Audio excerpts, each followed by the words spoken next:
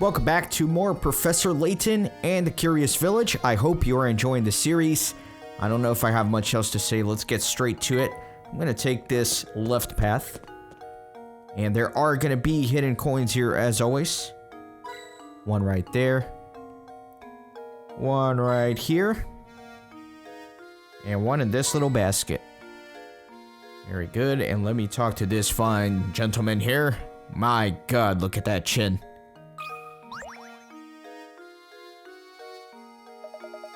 Lend me an ear, would you? I'd like your expert opinion on this puzzle. It won't take but a minute.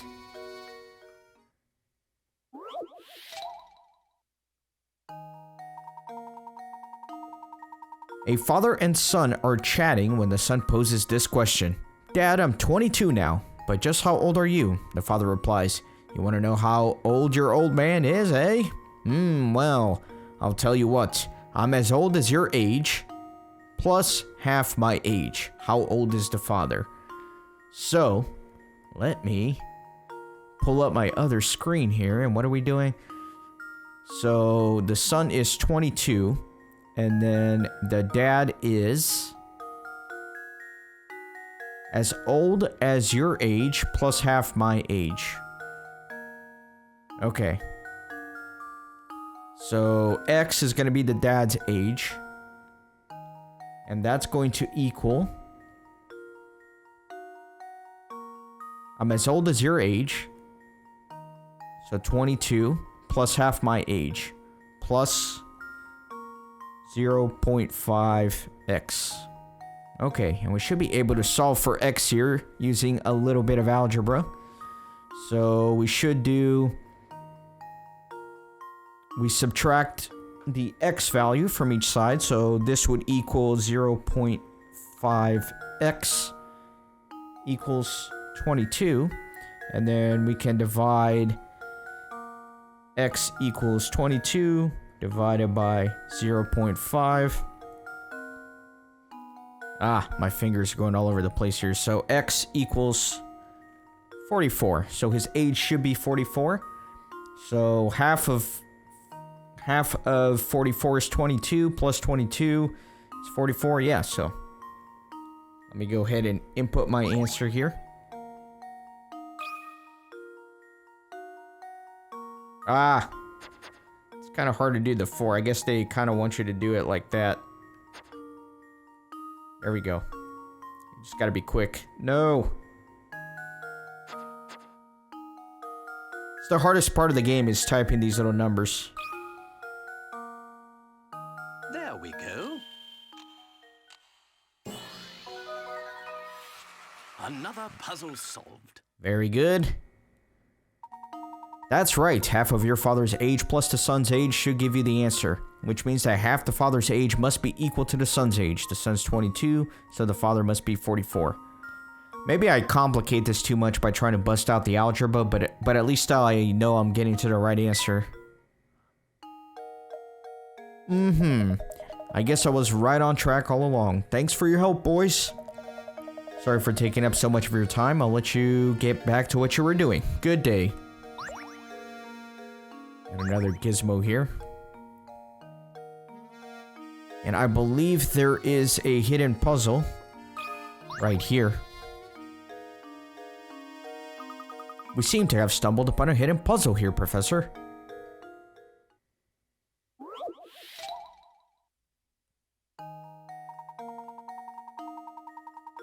You have a big wooden cube that's painted red on all 6 sides. After splitting the cube into smaller parts as shown below, you are left with 27 cubes, identical in size but varying in the number of red sides per cube. How many of these 27 small cubes have just one of their 6 sides painted red? Oh man, and I'm gonna have a hard time with this one. So all these corner ones obviously are painted on multiple sides. So like all these are painted on multiple sides. These are going to be painted on multiple sides as well. Same with the one on the other side. So this is painted on multiple sides. That's painted on multiple sides. Yeah, all these. So it's really only going to be the center ones. So like this one. So 1, 2, 3, 4 on the other sides that I can't see. And then the one on top, which will be 5. And then the equivalent on the bottom, which is going to be 6. So I think it's going to be 6. I'm pretty sure. Unless I'm missing something major. I think I've got it. Professor, I've solved it. Pretty straightforward one. That's right. If you can dissect the block in your head in the way shown above, the answer is easy enough to come by. As you can see, the number of small cubes with one side painted red is 6, one for each face of the larger block. Piece of cake. Now let's find more puzzles. Not much else to see here for now, so let me head to the right. And then there are going to be coins here. Not a soul seems to live here. Not looking for a soul, I'm looking for a coin. There you go, hint coin. In this little window. And in this little puddle here. Very good. And let me talk to this guy. Let me tell you, lately St. Mystere has become a dangerous place. Case in point, I haven't seen Raymond since yesterday. Is that rascal missing or something? I don't know why people are disappearing, but recently they just vanish. Poof! You can't walk the streets alone. Really? Could you please elaborate a bit more about what you know about these mysterious disappearances? Nope. Can't say I know the particulars on the subject. Seems to me that the only folks vanishing were the ones complaining of feeling sick or tired. Aw, shucks, I don't really, remember much about it. You probably have better luck talking to Zapone about stuff like this. I hear he's in the know about pretty much everything. Zapone, you say? Where might we find this person? Wooza wuzza. You mean you didn't bump into him on the way here? He's a slouchy fellow with that fancy little mustache. You'll know him when you see him. Wow, it sure is hard to catch a lead on this case. The day is far from over, Luke. Let's see what else we can find out by asking around. Okay. So, I thought I did talk to that other guy before. Zapone. Alright, let me actually read some of the mysteries. I usually do that in the beginning of the episode, but I forgot this time around. Let me look at the new journal entries. There are 3 of them. A positively gargantuan gentleman named Deke stands in front of the clock tower gate and has refused to let us through until we solve 12 puzzles. That's easy enough, but it's a bit odd. Everyone in this village seems to be curiously strong in their affinity for puzzles. We finally succeeded in passing through the gate and have made our way to the north side of town. The roads here are winding and narrow. Surely one of these people knows of Ramon's whereabouts. I'll be sure to ask around. After talking with the boisterous fellow Jarvis, we learned that a man by the name of Zapone may have some information for us. He's apparently hanging about the area right past the gate where the road forks. Let's see the mystery here. So we got one about the abductions. Rumor has it, a number of villagers have disappeared recently. Oddly enough, those who disappear, or are abducted as some suggest, often do so after complaining of general fatigue or other minor health issues. Very interesting indeed. Alright, let me go down. There are going to be coins here as well on this lamp. In the little pathway there, and in the pathway down here. Let me talk to this guy. Oh, hello there. Say, Sonny, you haven't seen a big coin around here, have you? Could have sworn that I dropped a lovely one somewhere nearby. See, I always seem to be losing things nowadays, and replacing them gets mighty expensive. I've become quite a penny pincher. Don't suppose you'd mind advising me on a tiny money matter, would you? So I did find all his coins apparently here. But we're not going to say anything. A rope and coins are arranged as shown below. As you pull the ends of the rope out to the left and right, the rope will draw, taut, and push the coins to either side. Assuming you only get to keep the coins that end up on the top half of the rope, how many coins will you have? Oh my god. Oh my god, please kill me.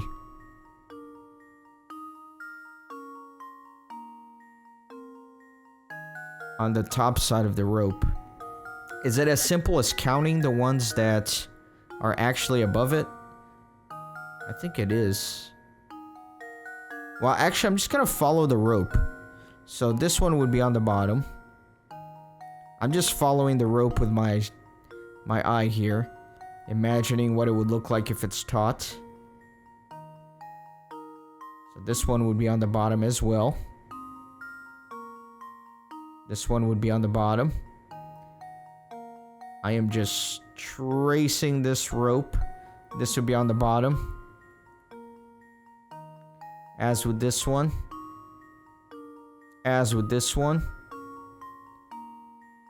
As with this one and this one. This one. That one. That one.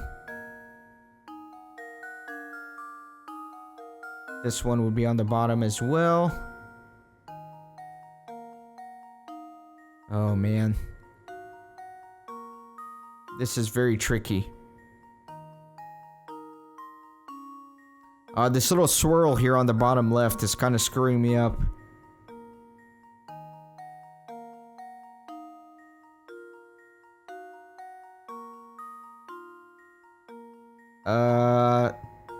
Dang it. This would be on the bottom. The one on the left would be on the top.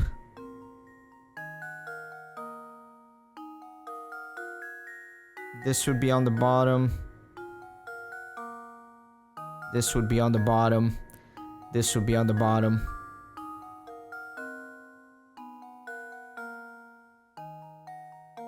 This would be on the bottom.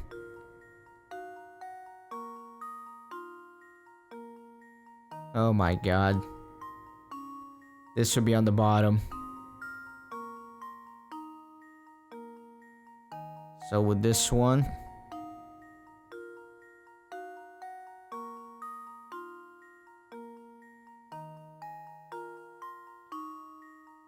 I think that's it. But I am not confident at all. So all the ones I didn't mark out, so 1, 2, 3, 4, 5, 6, 7, 8, 9, 10, 11, 12. I don't know if it's worth recounting to double check my work. I'm going to, but I'll probably fast forward me recounting. I'm gonna count from the right this time. Like I'm gonna start on the right over here and try again. But I will probably edit this out so you don't have to see me do this again. Well, this is a problem.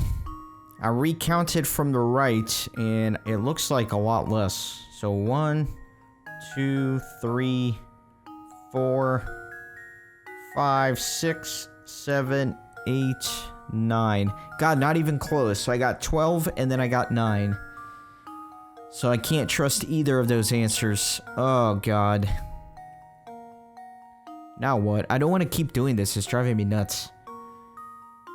It's like bugging out my eyes here. I'm wondering if I can like... What if I shade the area that ends up being above? Like what if I just shade it like this? All that's gonna be above.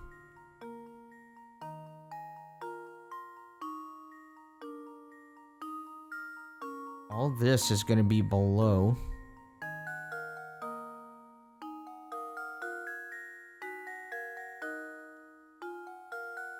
Or that's what I mean, above. So all that I'm shading is gonna be above. So I should actually do it the other way, huh? I should shade everything that's below. That way I scratch out all the coins.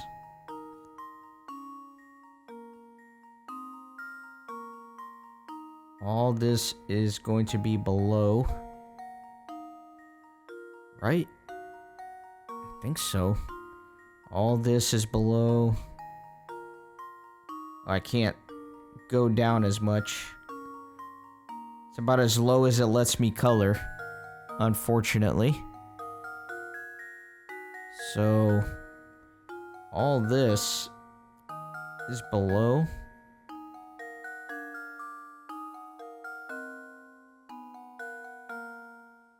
This is a very, very painstaking puzzle, but my answers didn't match up, so I have to like be careful. Oh god, look how much more coloring I have to do. Let me start on the other side, and all this is gonna be below.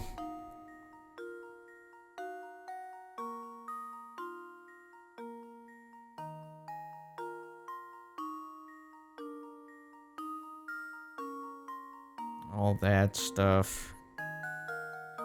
Alright, and then in here, yeah, all this is going to be below as well. So none of this will count. Okay, I think that's looking pretty decent. Trying to look a little bit more forward here. So all this is going to be below. Yeah, all of this. Okay. What about up here? All this is below as well.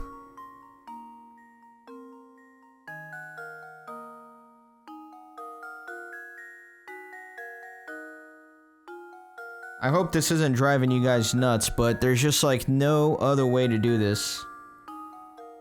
I just have to try and visualize it the best that I can.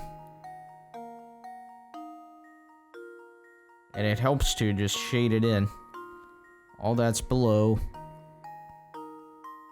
And all this too. All of that.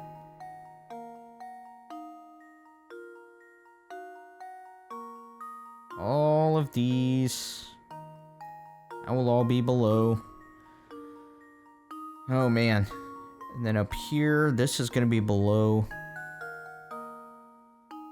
Yeah, pretty much like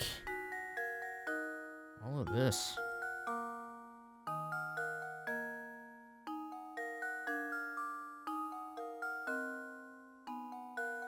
All of that.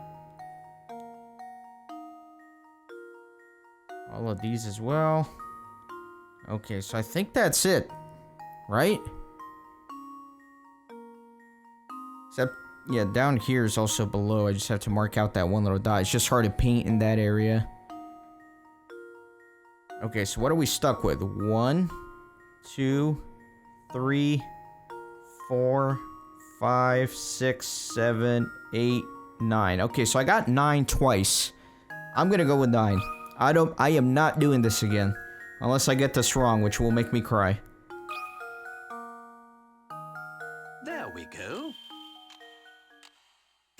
Oh, thank you, Jesus. Oh, thank you, God. Puzzle has an answer. Oh, boy. Oh, my God, I'm happy. That's right. You'll gather up 9 coins when the rope is pulled taut. It's really quite a simple puzzle, but following every coin's path does take quite a bit of time. Indeed it did. I'll probably do a little bit of editing on that one. My, what a sharp fellow you are. Now, do an old man a favor and help me search for that coin, eh? Sorry, sir. They're in my pocket. So, I think I have all the little gizmos now. I think that was the last little gizmo. So, let me go in here. The gizmos you've gathered around Saint Mystere are all lined up on the touchscreen. Tap one and snap it into place. Just what are you constructing, you ask? That's a secret. Okay. So I do think I have all of these. Just gonna tap them one at a time. You can kind of see the outline already. It is indeed gonna be a little robo-dog. Little eyes, little snout, little tongue, the ear, and the nose. There we are. The little robot dog is finally assembled. Now we just have to name the rascal. I have a feeling he'll be quite handy. By the way, Luke, I have a present for you to mark this occasion. Turn off your Nintendo DS once, then restart the game. At the title screen, select bonuses, and you should have a new challenge from me. Now I know you're excited about the present, but be sure to save before you restart your DS. Layton's challenges, the inventor's house, has been added to your map. So I gotta name the dog. And I guess since he's made of little gizmos, I'm gonna call him Gizmo.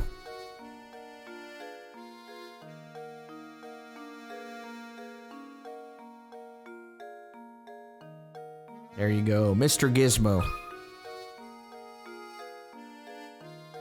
Alright.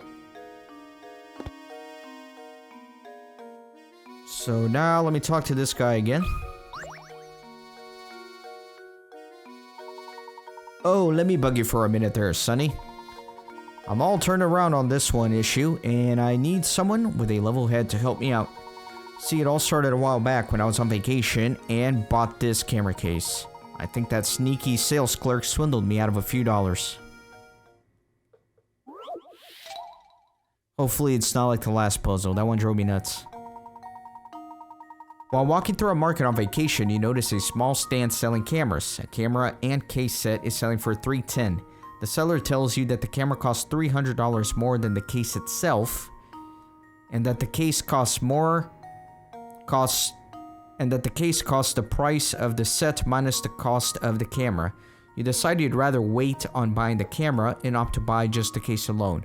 You hand the seller a $100 bill, see his eyes light up. Think fast now. How much change should you be getting back? So I think it should be 90 bucks, right? However, I am going to be a little engineer here. I am going to bust out the notepad. We're going to do a little bit of formula. So, camera, I'm going to call X. And then the case, I'm going to call Y. So the camera plus the case set costs $310, is what he said. The seller tells you that the camera costs $300 more than the case itself. So X equals 300 plus Y. Okay, that makes sense. And that the case costs the price of the set. So the case is the price of the set, which is $310, minus the cost of the camera itself, which will be X. So yeah, there's really not much to it, right? The case costs 10 bucks. Yeah, it has to be 10 bucks. It's the only thing that makes sense. Wait. No. That wouldn't satisfy this formula. But does this formula make sense? The seller tells you that the camera costs $300 more than the case itself. So is it $290? No, $300 more than the case itself.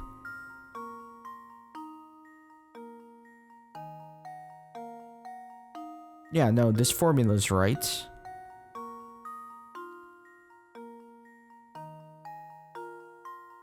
Okay, so you know what we could do is we could substitute one for the other. So since Y is 310 minus X, we can actually put this here.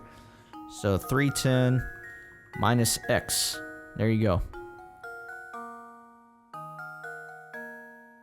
So we can actually get rid of the parentheses here. So 300.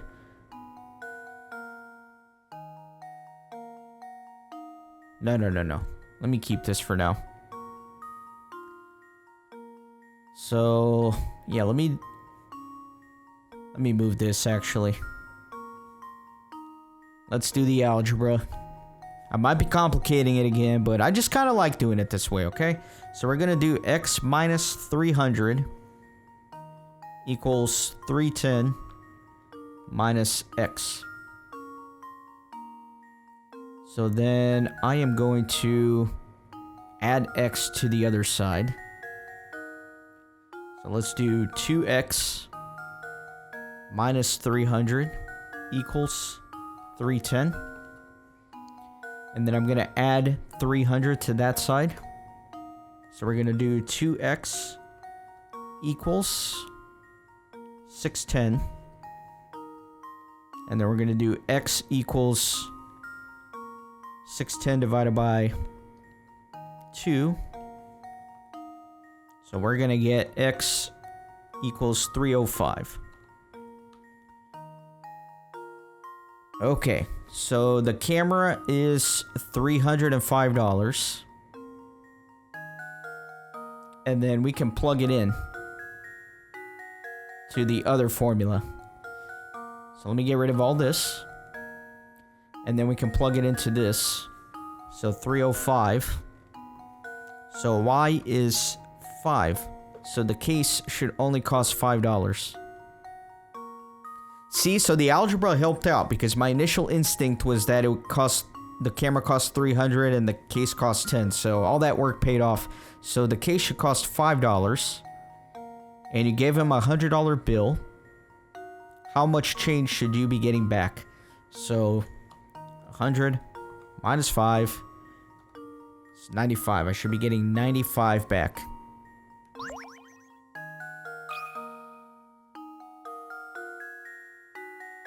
There we go. There we go. Nice. Another puzzle solved. Good thinking. That merchant had an awfully misleading way of explaining things, didn't he? Make sure you don't get duped by some swindler next time you go out shopping. The nerve of that sneak. And I thought I was getting the deal of the century. It sure makes a fellow sad to think that people can be so dishonest. So there you go. Your middle school teacher was right when she or he said, "You're gonna need to learn this algebra." They knew that you were gonna be playing Professor Layton back in the day. Okay, let me keep going. Let me go down here. So we kind of went on a circle. If you remember, I took the left path, I went up and around, and now I'm back here, and I believe this is a pwn. Looking into the mysterious disappearances around the village, are you? Well, let me give you my take on the situation. Well, is something the matter? Ah, yes, now I remember. If it's rumors you're after, take a tip from a fellow detective and go ask Crouton. He owns a restaurant in town. Alright, so I have to go back to the restaurant now.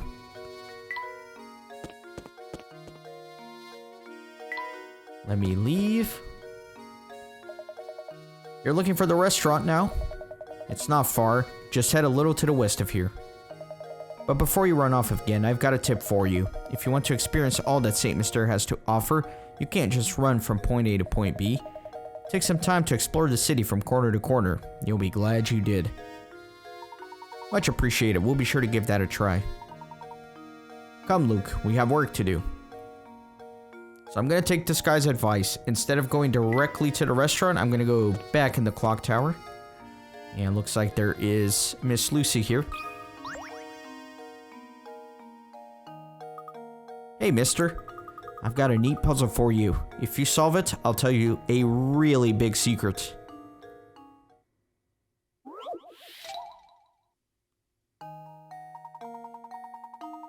Three identical-looking umbrellas are sitting upright in a stand. Assuming the owners don't check their umbrella's label, what percentage chance is there that only two people will walk off with their own umbrella? That's impossible. See, if you think about it, if two people are getting their same exact umbrella, then there's only one umbrella left, which is by definition, the third person's umbrella. So there's no way you can only have 2 people walk away with their own umbrella. Because if 2 walk away with their own umbrella, all 3 have to walk away with their umbrella. So the answer is 0.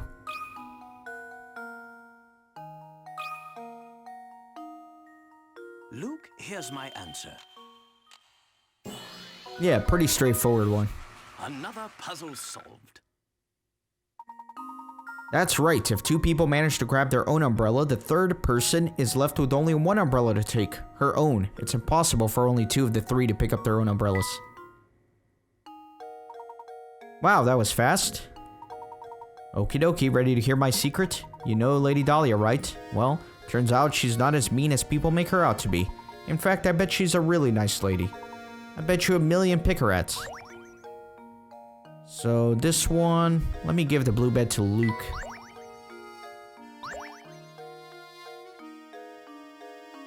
Alright, now let me get out of here. Then let me go in here and talk to Rodney. I hear you've been investigating Saint Mystere. Feel free to continue, but stay away from that tower. That place brings misfortune upon the village, and I strongly advise you keep your distance. Okay, so I think that is going to do it for this episode. I hope you're having a grand old time in this game. I know I am. And as always, I ask you that if you're playing along with me, leave in the comments how many puzzles out of the 49 we've played so far you've gotten right on your first turn. I believe I'm at 48 out of 49. I only messed up 1, so leave your record in the comments. Leave a like on the video as well. Subscribe to the channel if you haven't. See you next time. Thanks for stopping by the Renaissance Gaming Monastery. I hope you join our community on Discord and Twitter. These videos are produced with a lot of hard work and love. If you think they're worth $1, I'd be grateful for your contribution. You can send a thanks donation or become a member on YouTube. You can also support through PayPal, Patreon, or even with cryptocurrency. All links are in the description. See you on the next video.